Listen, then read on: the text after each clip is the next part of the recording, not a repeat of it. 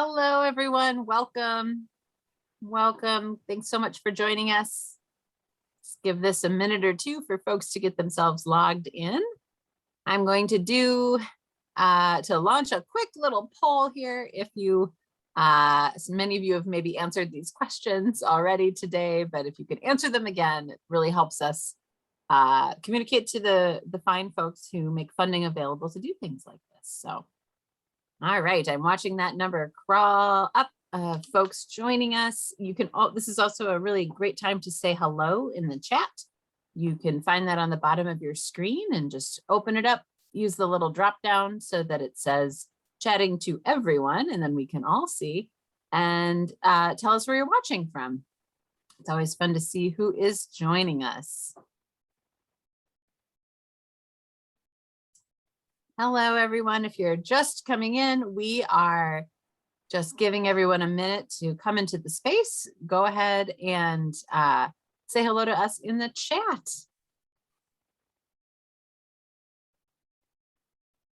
All right, I see, yep, Minnesota and Wisconsin, British Columbia, great.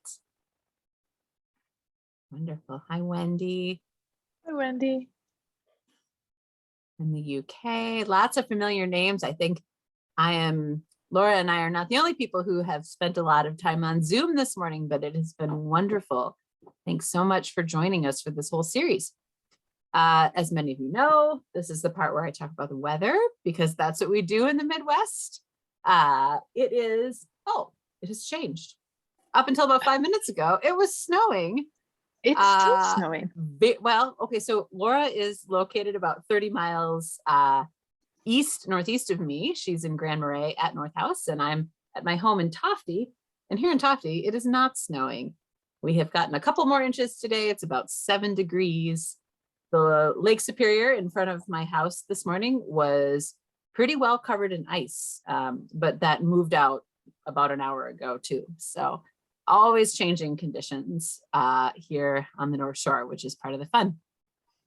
Annemor, how's the weather in your part of the world today? It has been snowing, also raining, but a little, storm. It changes all the time. So yes, winter. All right. Well, I'm watching this number crawl up, and so I think we can. It is just about noon, and we can go ahead and get started. So I have been fortunate to chat with many of you already today and yesterday, but hello to everyone and welcome. My name is Jessa Frost. I'm from North House Folk School, which is a little folk school located in Grand Marais, Minnesota, on the edge of Lake Superior. And we are very much in the business of teaching and talking and learning about craft traditions and the wonderful people who are carrying them forward with us. And so this particular speaker series is part of our Fiber Week, which has been going on in person at North House this year. We've had a number of classes happening. We've had students doing Nuno felting and students doing reel weaving and students making needle felt and bead embroidery and students doing floor loom weaving. And let's see, I'm missing a couple of classes off the top of my head, but lots of beautiful fiber things happening at North House this week. But we wanted to be able to connect with those of you who couldn't come to campus. And so through the wonders of the internet, we get to do that. We are hosting one more of these webinars. It will be next Friday at this same time at noon, and it will be on symbology in quilting, which will be with Laura Brown, our resident artist. And if you haven't been able to catch the whole webinar series, all of the recordings, including this session, will be posted at northhouse.org, and you can watch them and share them with whomever you like. So check that out. Give us a little bit of time to get these processed and up, but they should be up by Monday at the latest. And I think, let's see, the Zoom notes, if you have questions as we go through the presentation here, the very best place to put them is in the Q&A, which is the bottom of your screen. It has 2 little chat bubbles combined. And if they go into the Q&A, then they don't get sort of lost in the scroll of the chat. So that's a great place to make sure that your questions get answered. Other comments or observations you'd like to share with the group, you can put into the chat. And if we need, if it comes up, we'll certainly drop links to share into the chat as well. So I think that's everything I needed to tell you. It is a pleasure, as always, to welcome Laura Ricketts, who is a lead instructor here at North House and is part of the magic that makes this all happen. So Laura, tell us more about our wonderful guest today.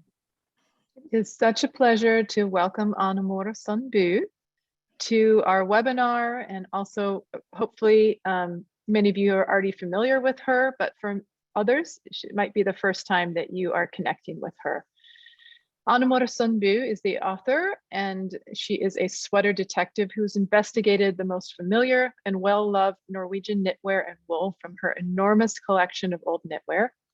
She lives and works in Norway. She has unraveled the history by following the thread back to the very oldest breed of sheep and explored the various roles the wool craft have played throughout the ages, influenced by superstition, by religion, politics, socioeconomics, and fashion. She's been an author of books like Everyday Knitting, Treasures from a Rag Pile, Setesdal Sweaters, The History of Norwegian Lice Pattern, Invisible Threads in Knitting, Norwegian Mittens and Gloves, Strikking I Bildenkunsted, Knitting in Art, and Spelsau og Samspil, which she'll be speaking about today. It is in Norwegian. And she also has a book that is being translated now and will be shortly available in the United States in English, entitled Our Knitting Heritage. Besides all these things, she's just a wonderful human being. So please welcome Annemor and her presentation today. Thank you.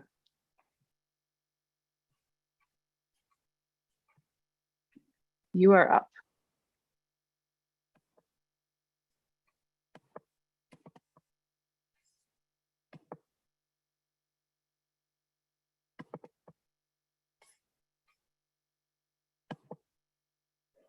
Yeah, can you hear me? Yes, Everything ma'am. sounds and looks good. Yeah. Thank you for inviting me. And I will speak about the Norwegian Spelsau and also try to explain what role it has played, let's say, in our coexistence, because this is an old North breed of sheep. And I will tell a little first about myself. I'm educated as a textile designer and also a weaving teacher. But my father was a butcher, and it was a load of wool home as much as I wanted. And I had my great-grandmother's spinning wheel. So I started very early to spin. But I was mostly looking for spinning in the way they had done in old days and how they had done it out on the islands in the North Sea, because I thought that the garment should also be to protect against weather and wind. So to try to tell where I'm living, this is the south point of Norway. So Kristiansand, where I'm now, I'm here. But the valley of Setesdal is going up here, the red line.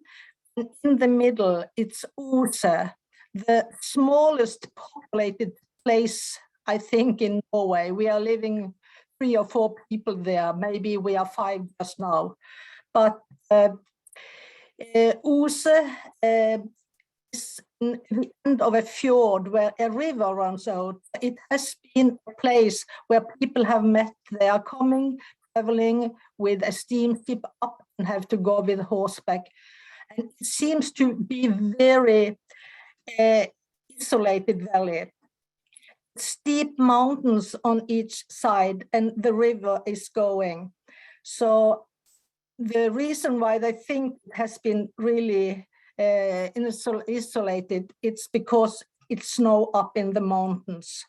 So it happened that the roads over the mountains can have up to 10 meters with the snow on each side when they open the roads in the spring. But my place is in Ose, as I showed you. So in 1993, I bought an old cooperative shop, and I started with a weaving studio and a spinning and knitting studio here. So I had been a weaving teacher starting in 1975. And when we came into the 80s, hand weaving wasn't any popular anymore in the school system, and there wasn't jobs for hand weavers that we could get really paid for. So I decided to go to a little small woolen mill that called Torridale Tweed to ask if it was possible to cooperate with the industry so we could learn some equipment that could be maybe more efficient and time saving for hand weavers, so we could earn more. And this little building had an owner. He was old, he was over 80. And when I came and asked if I could have half a year practice, you see, he's smiling all over his face. And he said yes at once. And he gave me one condition. I had to buy the mill first. The next day, I was the mill owner. And it turned out to be a shoddy mill. That means that the raw material, it was worn out rags knitting. So I had to do the first job in a container, open bags with knitting that was remains of everything that you had used on your body from outside to in. And I had to sort out blue material for blue yarn, maybe yellow for yellow yarn, and if it wasn't any green knitting, I had to do as a painter, mix the yellow and blue and get green for spinning. And ended up that I was sitting on this rag pile that turned out to be about 16 ton, that is 16,000 kilos.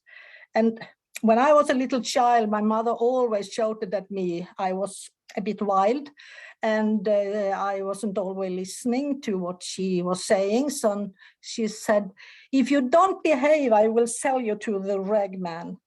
So I ended up in this rag pile. I have always been thinking, is it an award or is it a punishment?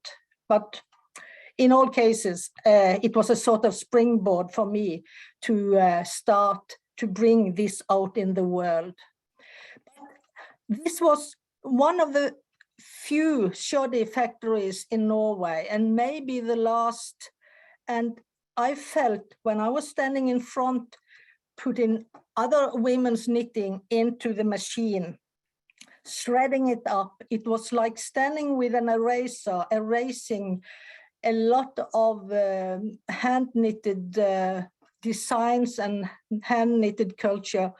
And I didn't like that I should be the one that didn't take care of the heritage and the tradition.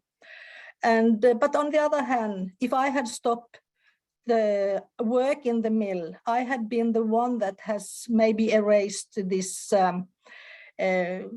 shoddy mills out of the industry history. So I continued collecting. So I collected everything and I organized it so I could have styles and also different design.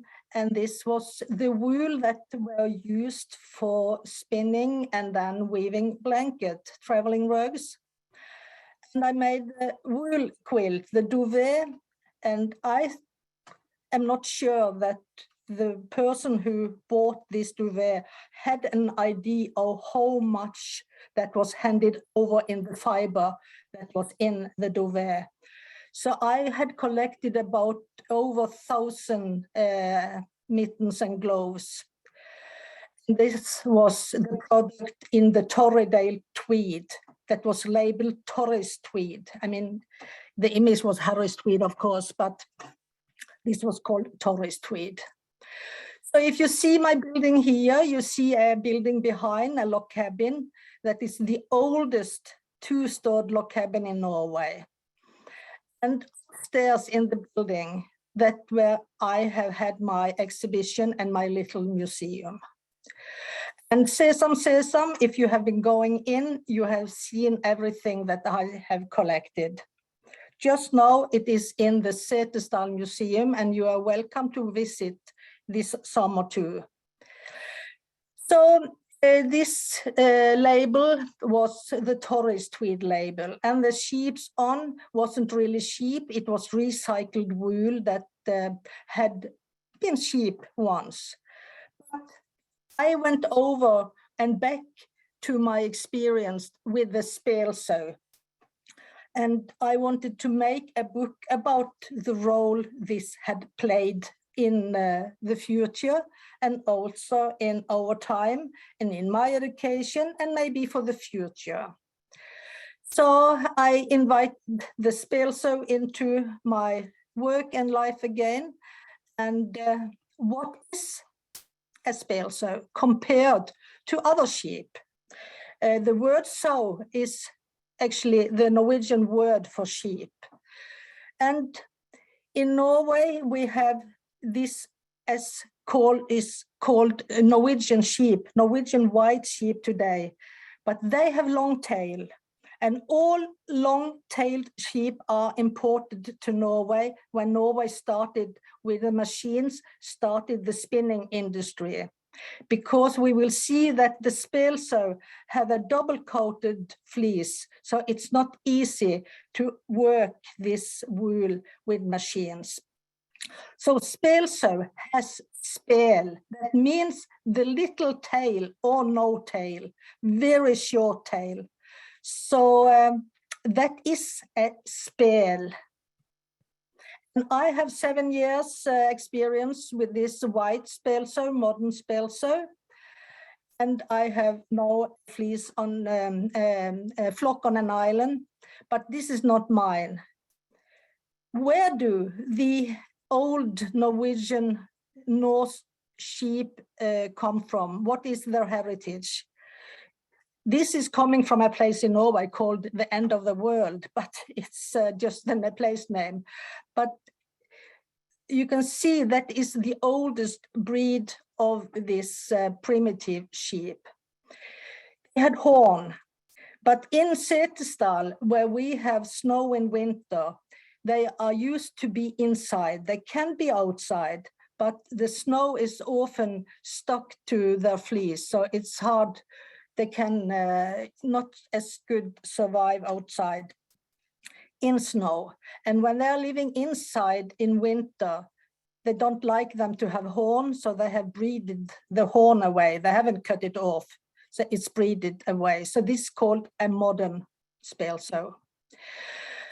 The ewe and the ram have original horn, and spælsau is divided into 6 different race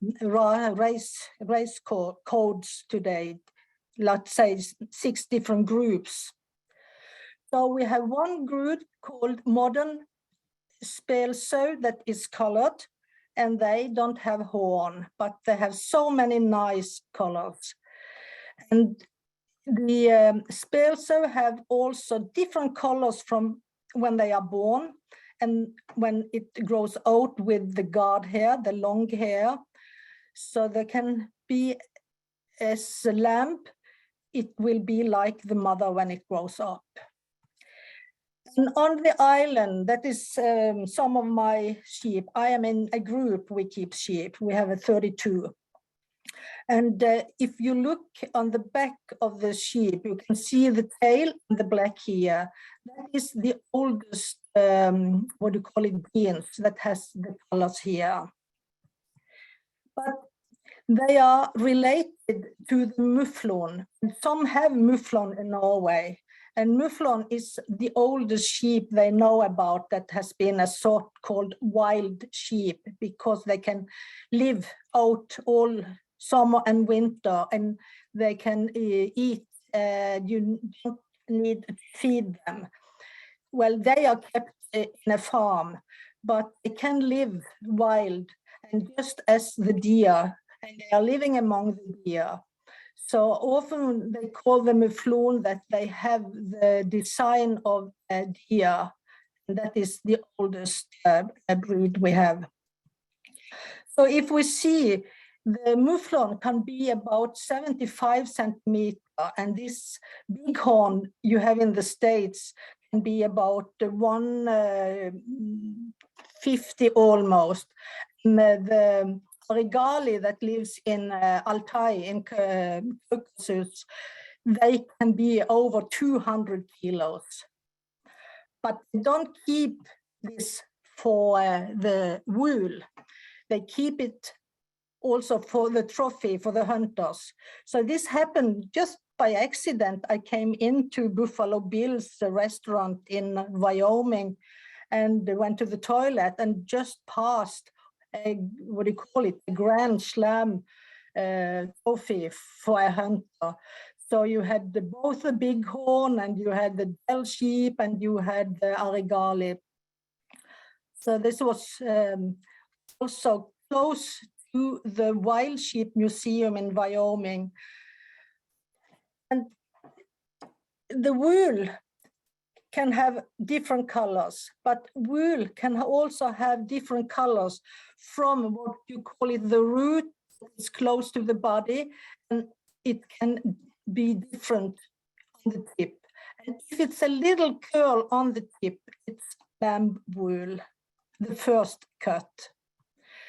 Wool can also, like here, be dark inside, and long guard hair, shiny guard hair can have another color. So you see, it's a range of color even in one fleece. So if this should be spun, in old days we used the stuff and had long hair. They can be almost 40 centimeters. 25 centimeter is half a yard. I mean, it can be up to 1 yard. And then it has a different way of spinning, and they are in old days always spun on a drop spindle. But they can be different because you need to spin maybe for carpet or for the boiled wool, what you call it, vadmel. She is a lady from Setesdal sitting in her Setesdal costume. This is made of boiled wool. The underskirt is white, but it's exactly the same as the outer skirt black. She is spinning the autumn wool for the warp, for vadmel, for the boiled wool, for her garment, for her dress. And the weft is spun on the spring wool. And the autumn wool for the warp is very strong, but the wool in spring, it's much softer and shorter. And because they have been inside, it's also much more grease in the wool. So when they are going to full the vadmel to felt it, then it's working much better in that way. And in Ose, it's a waterfall. It's almost 300 meter, no, 30 meter high. And they have used this for fulling mills in old days. So Ose has also been a sort of textile center where they have been spinning a lot of wool and also fulling the vadmel. We can see the ladies in the white skirt, and they have also made what we call wool blankets. So they have dressed in the wool, they can sleep warm in the wool. And I mean, you cannot, like being a hunter or a fisherman, or if you are a hunter, you cannot have a shoot with bow and arrow with frozen finger, or fish with frozen finger. You need to have warm pair of mittens. But the underdown, the underwool, it's so fine fiber that you can even spin like the Shetland, fine Shetland shawl. And all the rest of the fiber, if you cannot use it for anything else, you can felt it. And here it's the boots of the sheriff up in Textile from old days. And if you take the long shiny fiber and spin it, you can use the yarn, the thread, as a drawing thread. And then you can tell a story just with dyeing and with spinning, and then you can make the story. Or you can spin so, let's say, hard twisted for a rope. And if you think of how much work it is to make a rope, first of all, it's very important to have rope in a boat. It can save life. You need rope for hanging up your sails. But if you look like spinning for a rope, how many single threads are twisted together, and how much work is it actually done in this ropes. The equipment, that was these wheels that was the weight that could rotate the drop spindle. So this was the power. And if you are standing and had the wheel as the weight for rotating, it was your fingertips that formed the yarn. And in old days, most of the spælsau was spun in that way. And it was used, as I said, as a drawing thread, but it was also telling something else, that wool was used for sail, for crossing oceans. Here is the Bayeux tapestry that also tells the story by spinning the yarn. But this is the oldest tapestry found in Norway. And that was on a time that Jämtland and Härjedalen was on the Norwegian side. So it's actually in Sweden now. But this was found, and it said that it's made about year 825, more than 1,000 years ago. And using this feet of sheep, they have made stories that can even tell us today stories what has happened.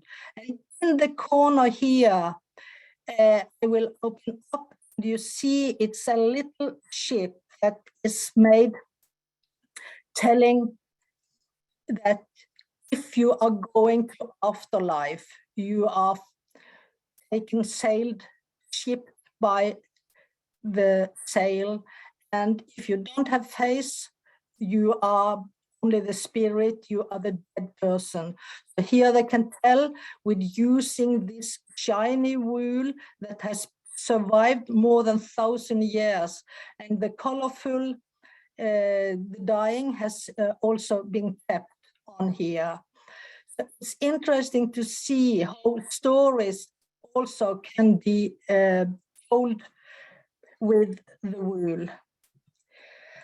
This was the loom, the upright loom, and it was very slow to weave, but maybe that could last longer. I don't know why they wove on that way, but women, they used to be the weavers at that time. And women, they were mostly pregnant every second year.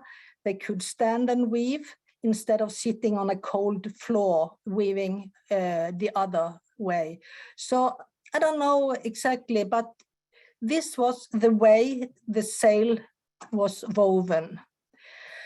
And the sails were on the Viking ships, and the Vikings crossed ocean. And I had tried to count out how much, let's say, the fuel, the price for the fuel. They didn't have fuel, but they had the sail. So if they should cross the ocean, a sail could be about 100 square meter.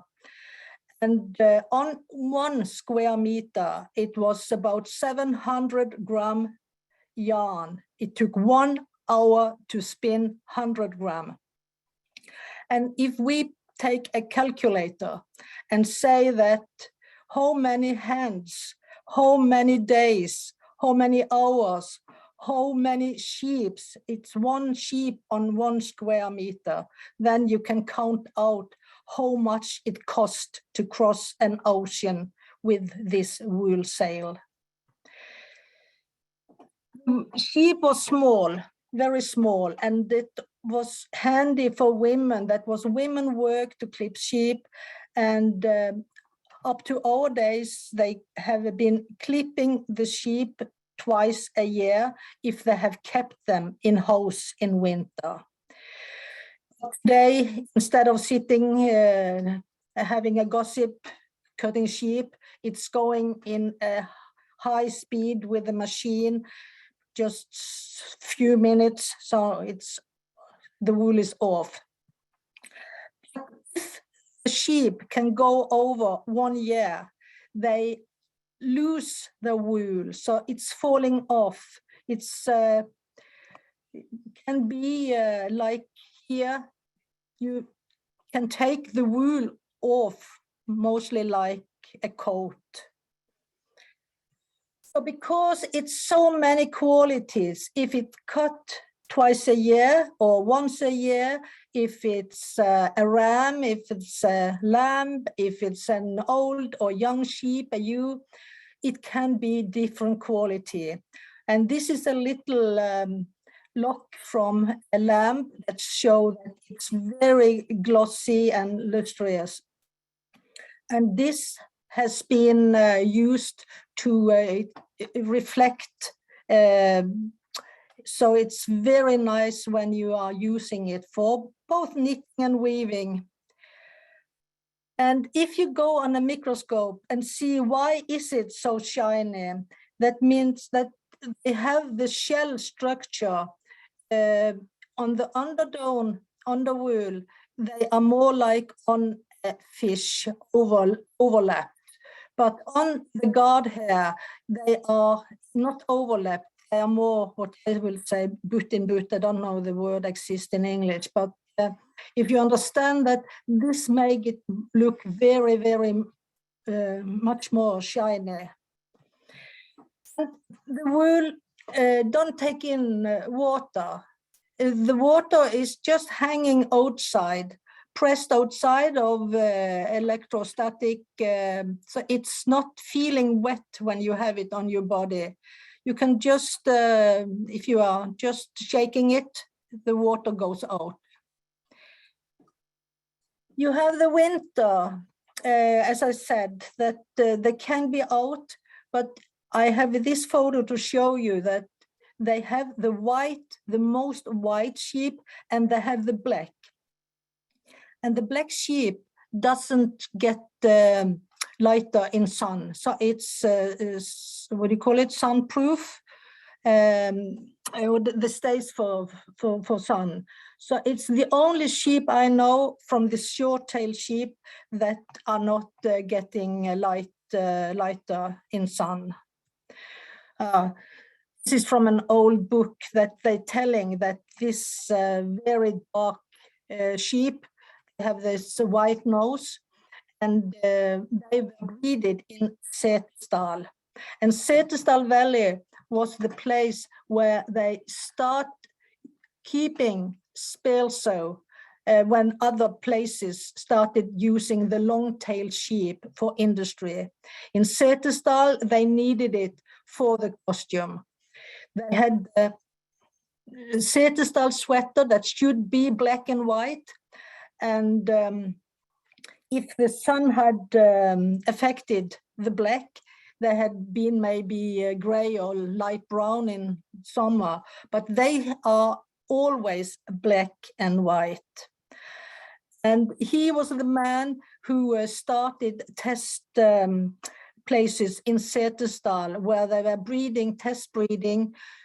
And this is the farm. It doesn't exist today, but I found the painting, and two small old ladies was the two that knew everything about the wool. You needed to know exact how to breed to get the best wool for textiles. Today they are breeding for meat. It's just to get as heavy and as much meat they can on a sheep. But in that day, the sheep was most important for the costume and for the textile. And they loved the man who started this because he was one of the few men that came into the lady and asked for their knowledge and their skill for what they were doing. Most men, they talked with men.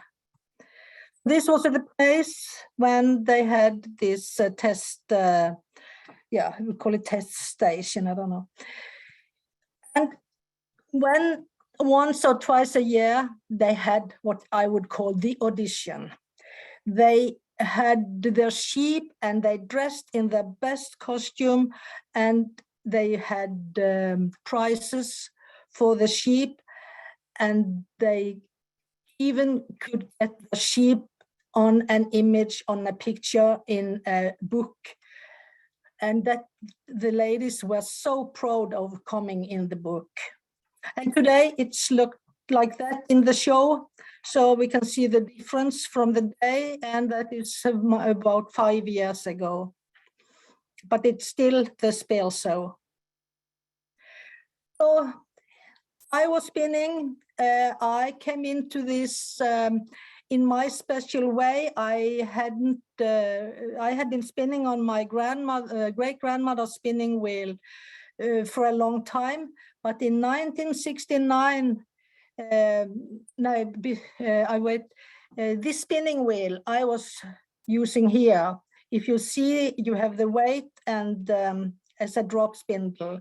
But if you see here, this is sort of the drop spindle shape, but it's put in here, and then the spinning wheel is turning. And I had been on the Faroe Island, tried to study hand spinning, and that was the spinning wheel used on the Faroes. But it was also called the manufacture spinning wheel, or what do you call it, from prison. In old days, the spinning houses and the manufacture houses, that were the way, the place where they were spinning, the wool from this old Norse sheep when industry started, because it had to be hand manufactured.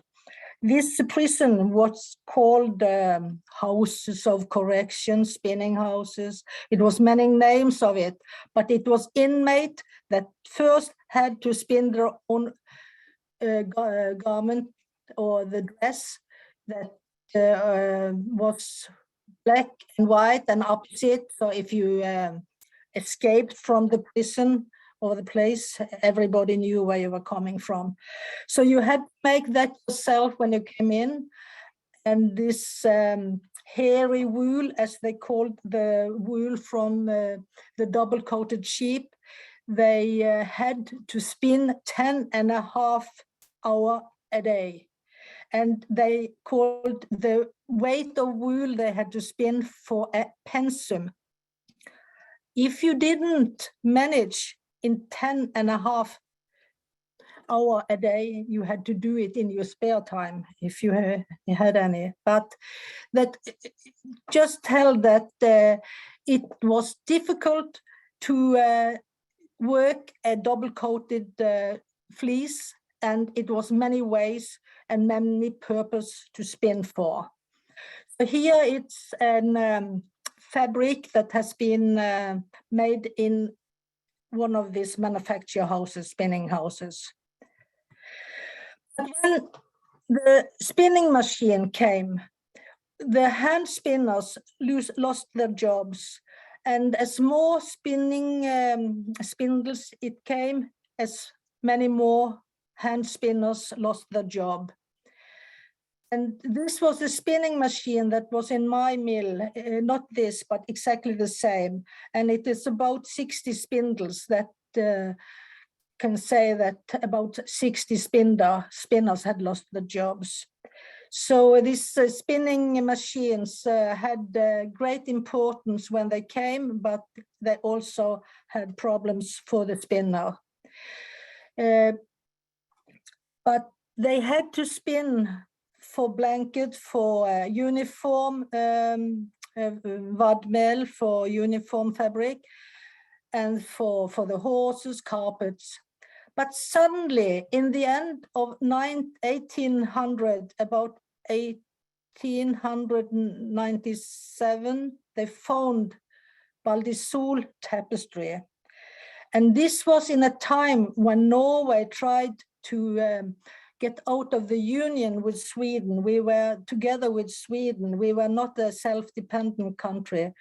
But when they found this tapestry, they said that this was Norwegian tapestry, and we had a Norwegian handcraft tradition and a way of spinning that was special for Norway. This was not Swedish.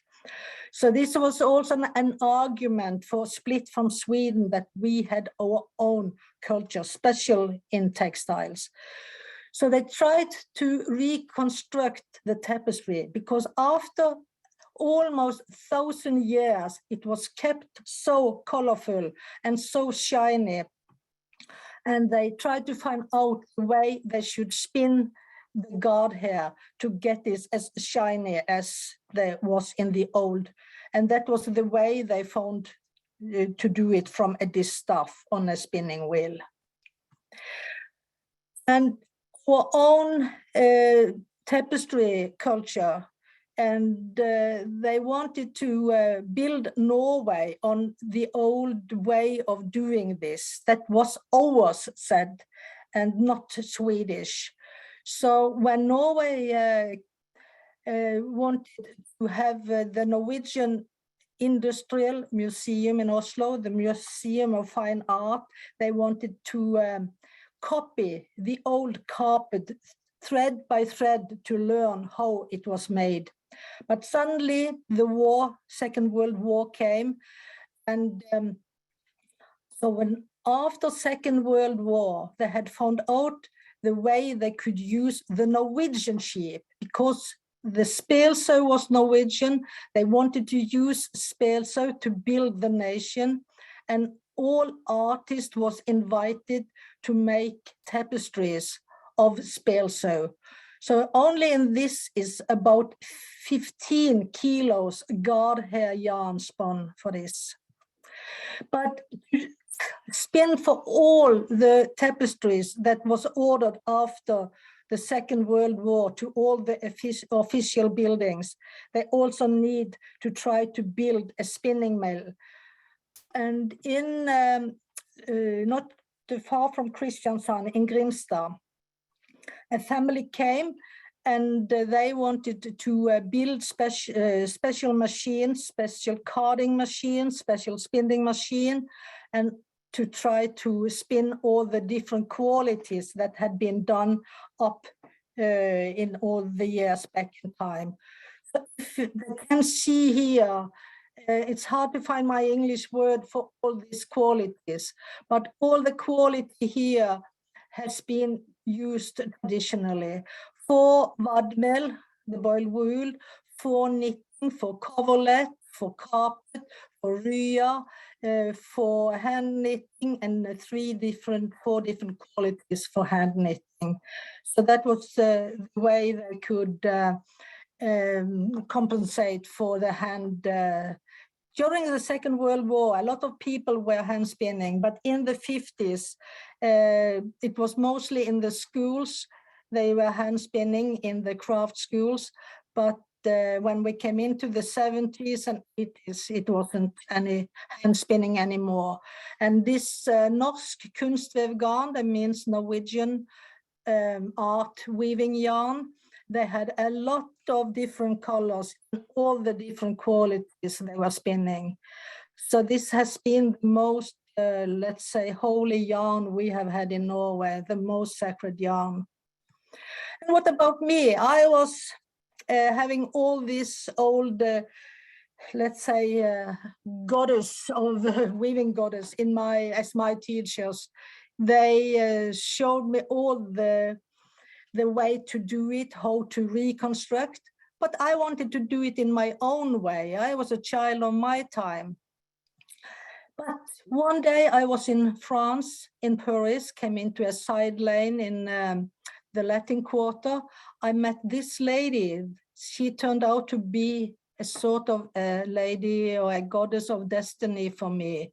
She was called Aya Bertrand. She came against me spinning a drop spindle.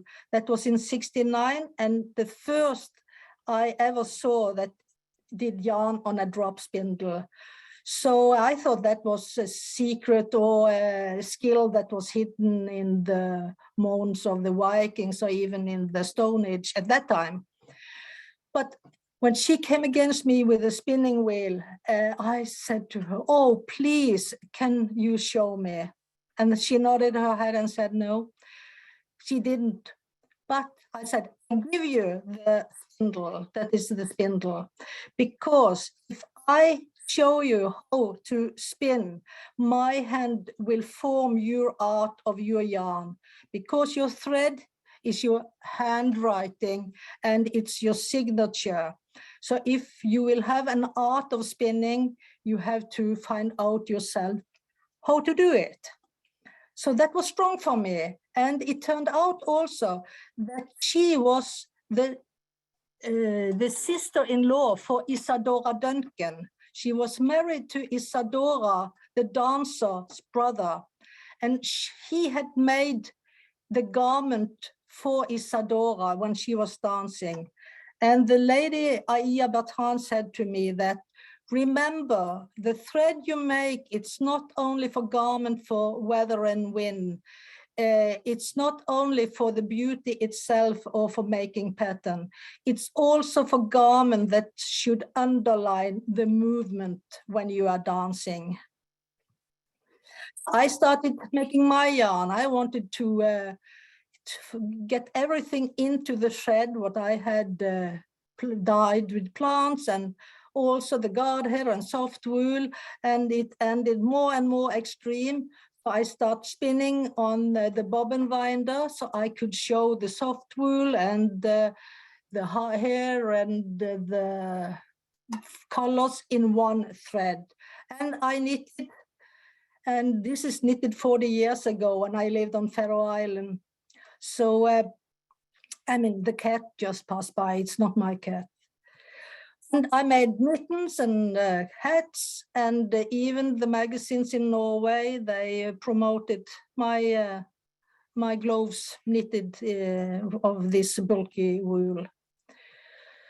But on the sheep, you use almost every fiber. And it's one thing when you are clipping or cutting the wool off the sheep, you should never cut off what they call the crown. Spelsau have a crown. It has long hair on the head. This was important for one special thing. If you are going to get married, the day before the marriage, before you went to church, you should give a gift. The boy should make a nøstepinne for the coming wife, and she should spin the crown, the wool on the head of the sheep. And what for? She was going, let's say, to crown the work. She was going to make him a special thing that they called a thumbless mitten, or it was many names. I think the American name for it was willy warmer. So this should be made, also decorated, embroidered, and very nice. And this was a way to have a bit of humor just before the very serious things going to happen next day. So the first, we have a name in Norway, that's Hyse. And the day I opened my wool shop in Setesdal, men was sitting outside waiting to get in just to try me out. And they came in, and one came in and asked, "Do you have Hyse?" And I knew what it was. And I took my measuring tape and said, yes, of course, I need to measure out and have a test for you. And then he left. More important has the sheep been to the very long time back. And here we see they are going to sacrifice sheep to the god, so to please the god, so the god should be nice to the people. So important has it been, and it's so so important has it been, but today, how important is it? It's talking about the meat and the weight of meat today, but what about the wool? What about the very small sheep that will never be heavy and have a lot of wool? So what is happened? What will be the last day? What will be the Ragnarok that we have in the Norse mythology?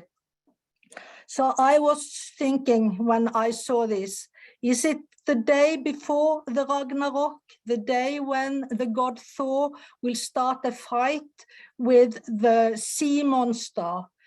And then I'm thinking, well, the sheep, they can take a lot of water, the wool can take water, no problem, and the wool doesn't burn. I think they have a fair chance to survive. So I decided to go to the Wise Mother. And the Wise Mother we find in Edda, in the Norse mythology, and she has written, the elf beam shall be a daughter. That maid shall go when the great gods die to ride her mother's road. I feel that the sheep can survive anything. As long as we have a sheep that can survive without any person that feed them, that they can find their own food, then we have something to come back to if we one day come into a catastrophe. So weavers has been predictors. Here is a part of, we can see this boat I have shown you before. And here it's a weaving studio. She is standing here and she is weaving on a loom and make this carpet to predict what is coming. And we have another double woven tapestry. They are both weavers standing here to make these small pieces in here. And I was thinking, what are they really telling? What is the code? And then suddenly I realized, was it the code we use today? We can see similarities. So that was a way of communication. This tapestry, coverlet, they also communicate. They have symbols in a 9-cross symbol, but they also could hide the symbols. Like here is a mistake. And if you could find a mistake, it was always a mistake.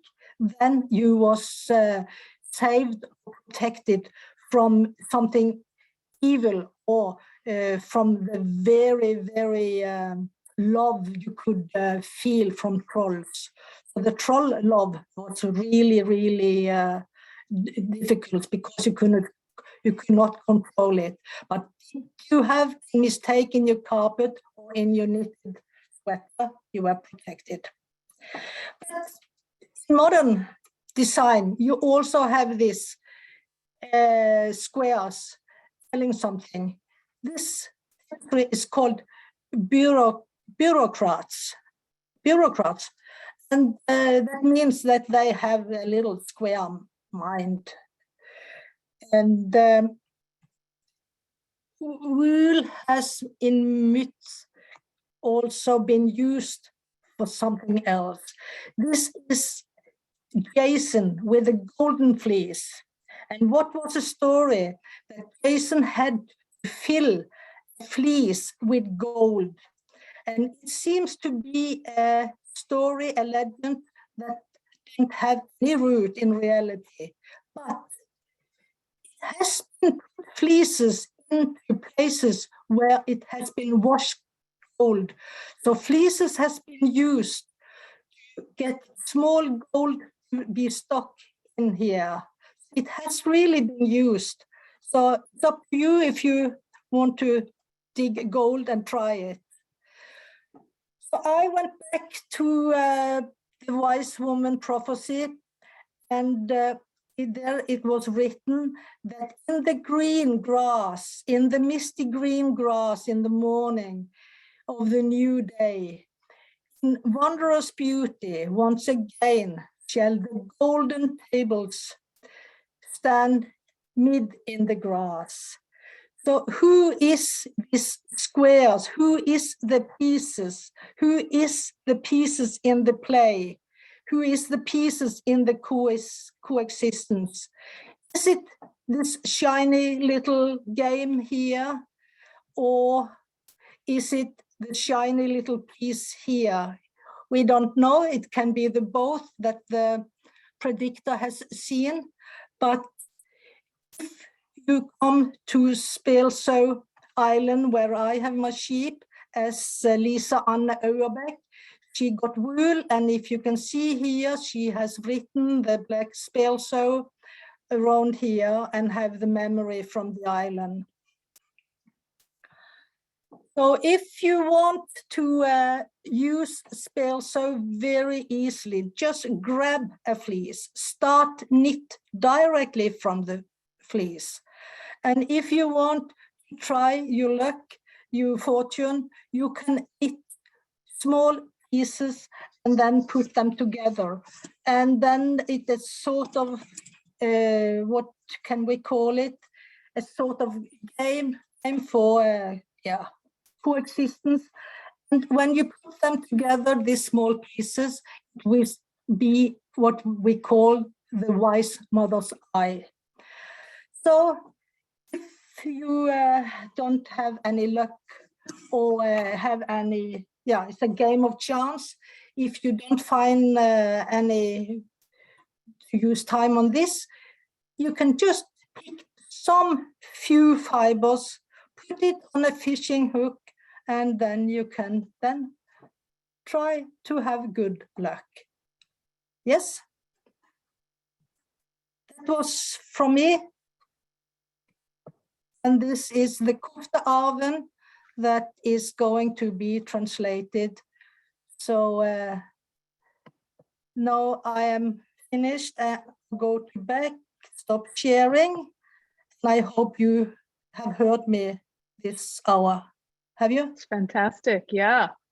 So much information. I know everyone listening is probably says, oh, I had that question 20 slides ago. Take a moment and think, put your questions into the question and answer box.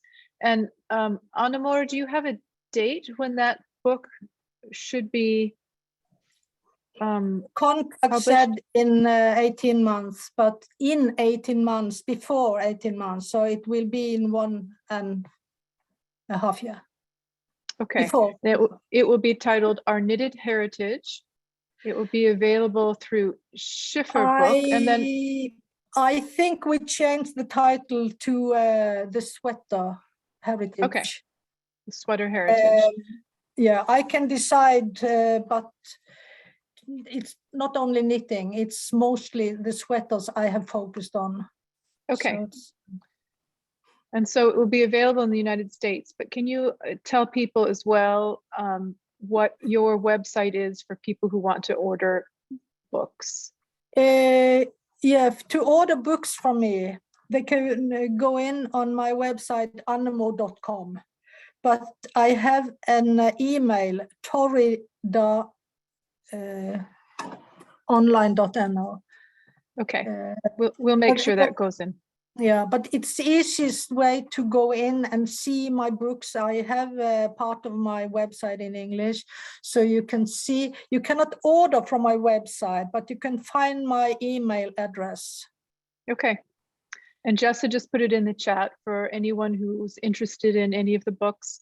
I know there were some people who were interested more in the tapestries. I don't know if there's a particular Norwegian tapestry book you would direct people to. I would for that. recommend some of these Norwegian textile letters, because it has been very good articles on tapestries just now. Okay. So, and I will also recommend Arne and Carlos videos from Textile from September. Not only, I mean, 2 of them, but the other one also show the life from Textile, also the tapestry and the singing and dancing, and also the folk tradition, how the costume is used. So, Excellent. So I know that they have a YouTube channel you can watch some of those videos on. And I know that you were together with them this past in September, yeah. in September. So I am in 2 episodes, one with the Textile sweater and the other one in Textile Museum, where they called me the sweater detective, yeah. Which is what you are, AKA. Mm. And that as well. They can even look on craftsmanship, the magazine, or web magazine, because they have made a very good articles about my work, also about my surrounding, and also video. And I know, yeah. I know that will answer many questions many of you have that are many of the more basic questions. Jess has put all of those web links into the chat, and you can follow those. And many of you also can watch this later and follow some of those links. I'm sorry, did I cut you off? Were you going to add something else, Annemor? Now, I was just thinking, is it something I should remove from my screen now?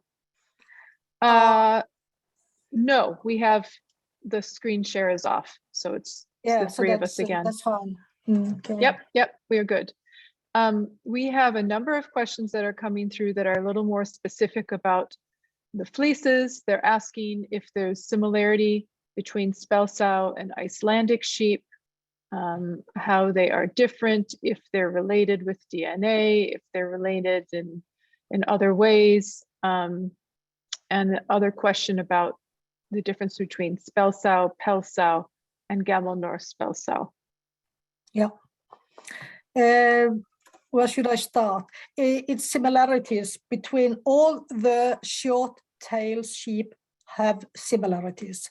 They have underwool and the guard hair.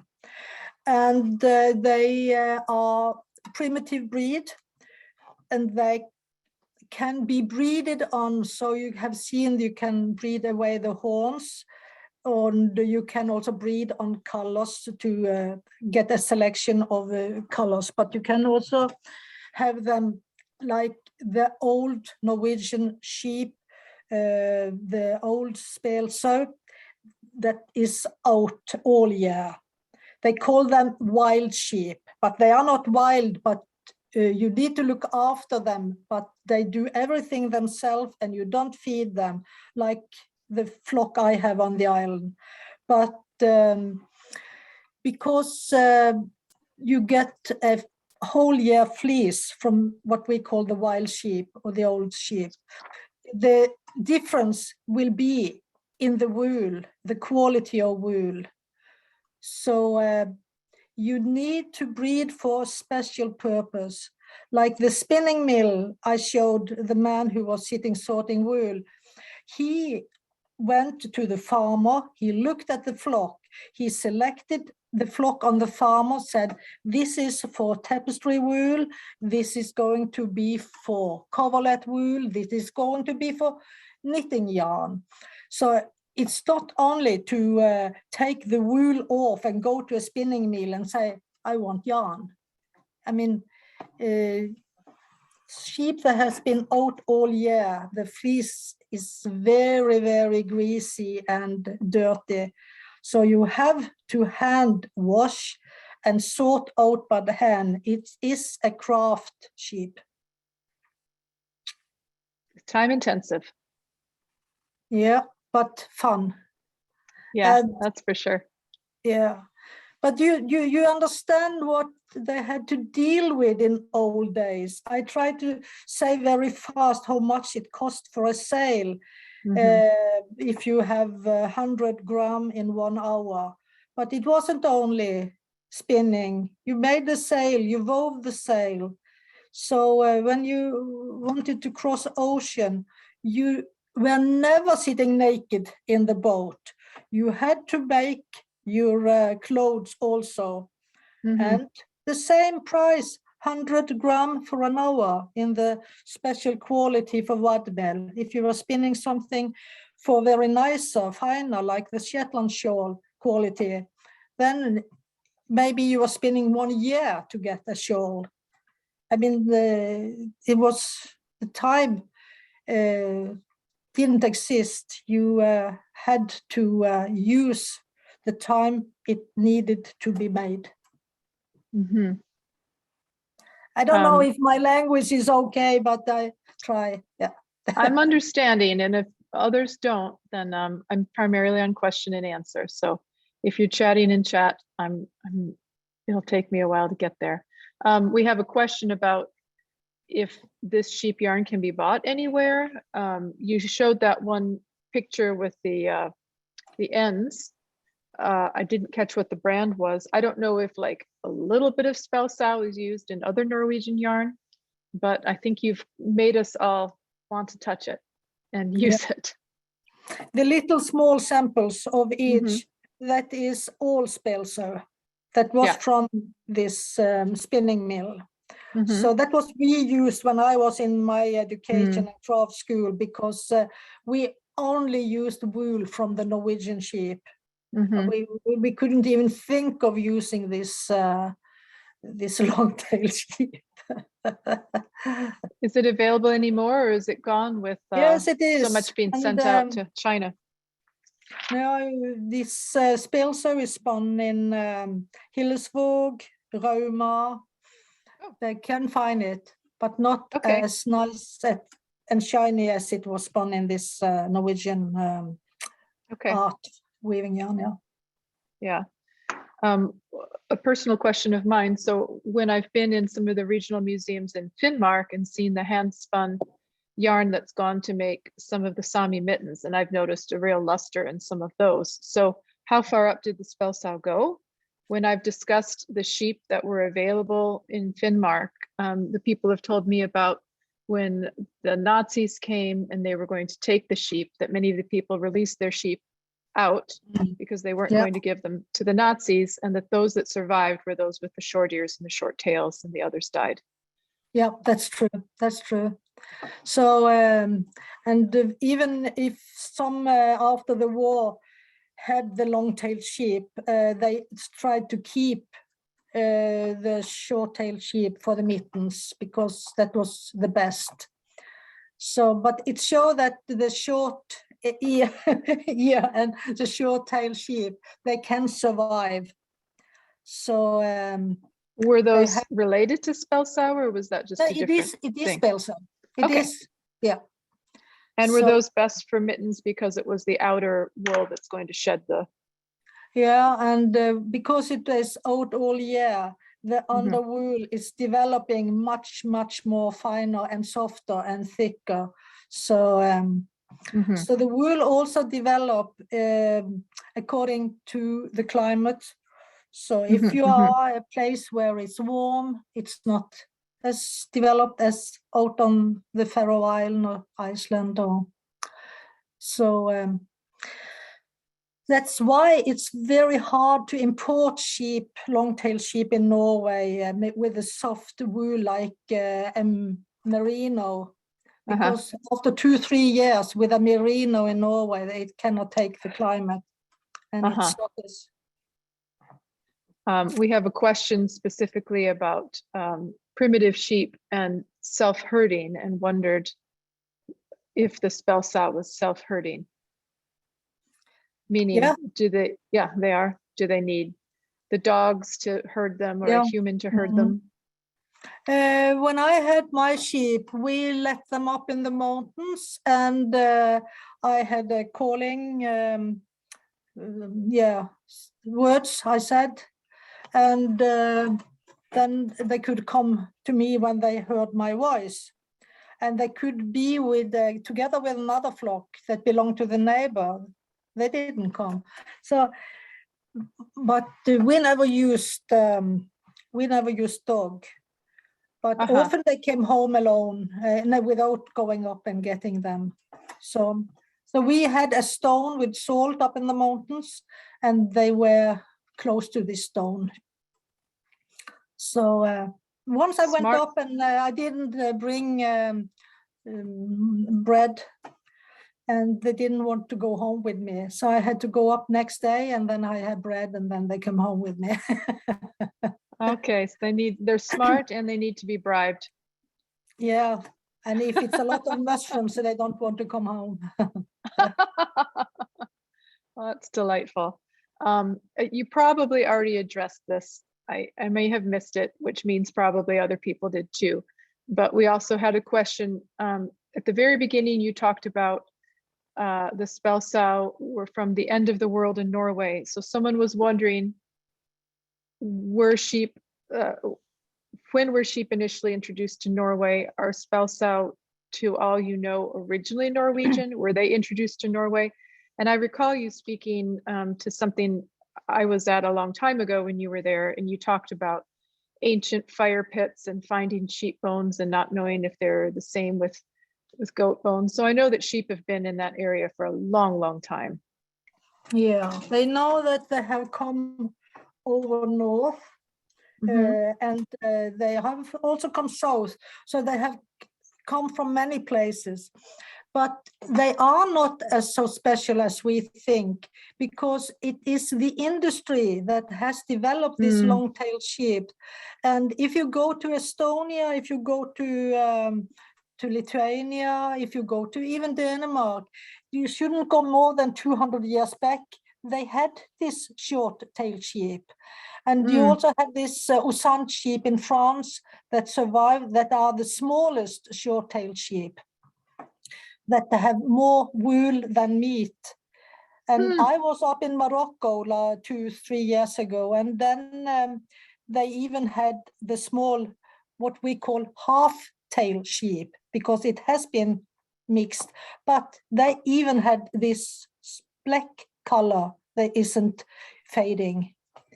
So you can find also this primitive sheep up in Morocco. So and I bought a pair of socks on a lady in Lithuania on a market that was with this double-coated. So it's they are, but they stopped using them when the industry needed a more even wool for the machines. Well, other than these questions, I'm just seeing many, many messages that say thank you so much for your expertise, for your lecture, for the pictures. People want to know more. And again, I would direct everyone to her website, to the books about textiles, and to her books. Please buy them all. They are absolutely worth it. And we are so treasured to have you here with us. Go ahead, Annemor. Yeah, I just have to mention that my book, Everyday Knitting, the first book, is sold out. Okay. Yeah. Well, but let's I storm. still have the other books available, and I think I own Everyday Knitting, and everyone wants to storm the publisher. Sometimes Norwegian publishers are a little bit, I'm sure none of you understand this, a little bit stubborn. So they might need to be told a few times that it needs to be republished. But Annemor is a treasure of Norway, as everybody knows, and so it deserves to be in print. Thank you. Jessa, are you still with us? I am. That was wonderful. Annemor, thank you so much for joining us. And I sincerely hope that next year will be the year we can live out our long planned visit to North House. So fingers crossed we can make it happen. Laura, thank you so much for hosting. Thank you to everybody for coming. We will post a link to a recording of the talk on our website, so you can join us there. And we hope to see you next Friday to finish out the fiber webinar series. A huge thanks to everybody and have a wonderful weekend. Goodbye. Thank you for joining us on a Friday night, Annemor. Bye. Bye-bye.